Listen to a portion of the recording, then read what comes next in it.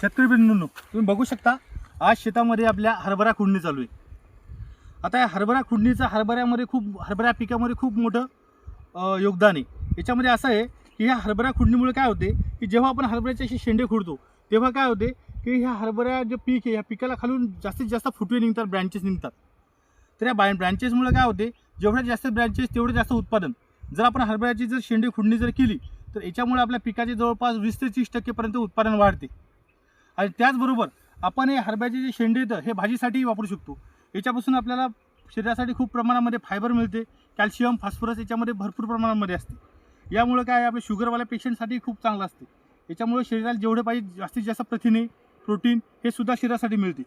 त्याचबरोबर तुम्हाला एक मोलाचा असा सल्ला देणार आहे मी, ज्या शेतकऱ्याकडून हरभरा जर खुडणी होत नसेल तर त्यांनी काय करायचं, आपल्या शेतामध्ये ना अळीनाशक कोणतेही 35 ते 40 दिवसापर्यंत कोणतेही अळीनाशक वापरायचे नाही।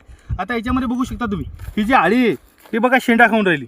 आता याचा फायदा असा होते की अळीने जर आपल्या शेतातला शेंडा खाल्ला हरभऱ्याचा तर त्याला काय होते, खालून हरभऱ्याला नवीन शेंडे फुटतात। आणि आपल्याला फक्त 40 दिवसापर्यंत कोणत्या प्रकारचे अळीनाशक वापरायचे नाही। आपल्याला लागेल तर तुम्ही बायोस्टिम्युलंट, बुरशीनाशक हे वापरू शकता। आता याच्यामधून काय होईल आपल्याला की एक खर्चही कमी होईल आणि एक नैसर्गिकरित्या आपल्या झाडाला जास्तीत जास्त फुटे वाढतील, त्यामुळे मदत म्हणजे झाडाचे उत्पादन वाढण्यासाठी मदत होईल। त्याचबरोबर हरभरा असं हे एक पीक आहे की याला जरी काडी जरी राहिली, याला पाणी जरी नाही राहिले तरी हे जोमाने डबल नवीन ब्रँचेस तयार करू शकते, असं हे पीक आहे।